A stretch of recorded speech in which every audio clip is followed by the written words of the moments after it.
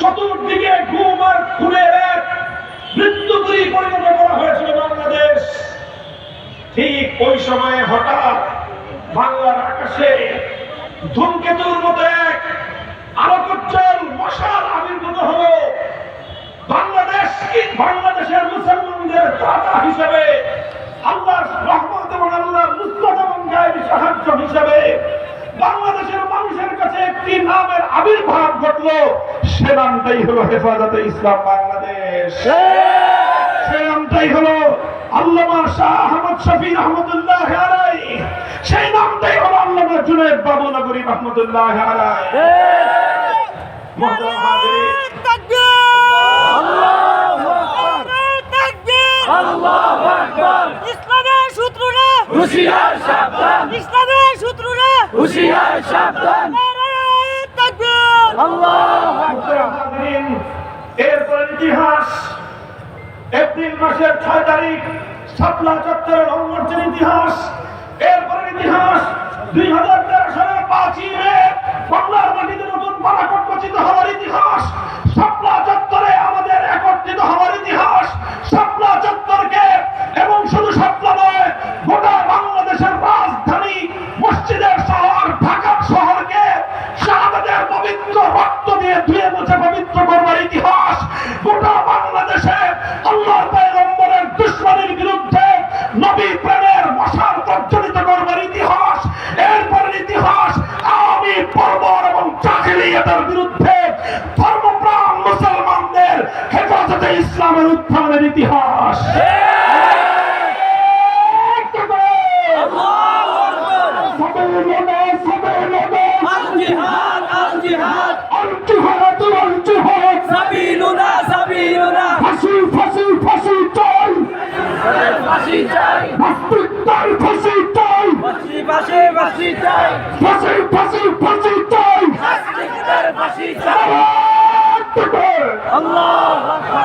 মুহতারাম হাজিরিন, আমি আপনাদেরকে স্মরণ করিয়ে দিচ্ছি সেই ইতিহাসগুলো। শাপলা চত্বরে একটি রাতও আমরা পূর্ণ করতে পারি নাই। 24 ঘন্টার সময় আল্লাহর নবীর আশিকদের জন্য রাজধানীর রাজপথকে ব্যবহার করবার সুযোগ দেওয়া হয় নাই।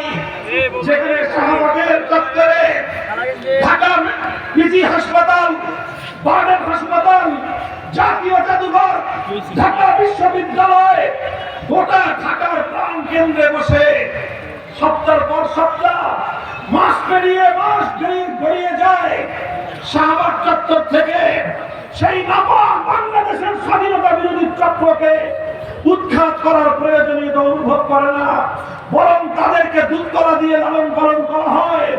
বিদেশ থেকে তাদের জন্য বড় বড় পাতিলে করে মোরগ পোলাও আর বিরিয়ানি রান্না করা খাদ্য পরিবেশন করা হয়। রাত এবং দিনের অন্ধকার আলো আধারিতে সেখানে নানা ধরনের অসামাজিক কার্যকলাপের আখড়া সাজানো হয়। এই সব গোটা দেশের মানুষের চোখের সামনে দিনের পর দিন, সপ্তাহ পর সপ্তাহ চলতে থাকে। কিন্তু শাহবাগ চত্বরকে এই নাপাকি থেকে মুক্ত করার কোনো বড় অনুভব করা হয় নাই।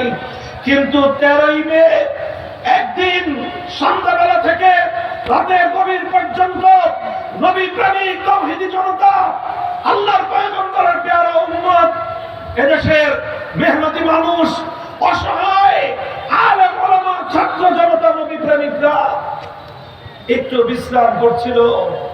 রাতের অন্ধকারে কেউ তাহাজ্জুদ পড়ছিল, কেউ সারা দিনের কর্মক্রান্তির পর আন্দোলন এবং সংগ্রামের মাঠে তারা অনেক ঘাম ঝরানোর পর রাতের বেলায় পরিশ্রান্ত অবসন্ন দেহ একটু রাজপথে এলিয়ে দিয়ে সামান্য একটু বিশ্রামরত ছিল।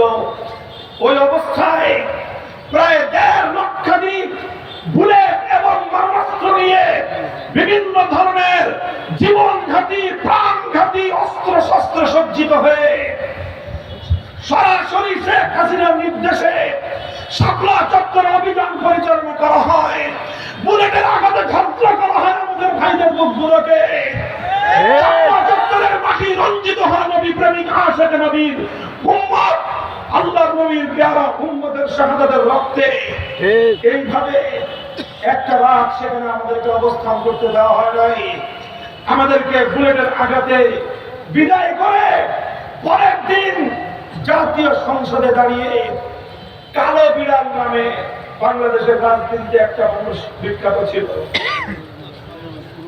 আমি নাম বলে বলবো না, কালো বিড়াল বলে গেলাম, আপনারা ইতিহাস পড়ে নেবেন কালো বিড়াল কে ছিল।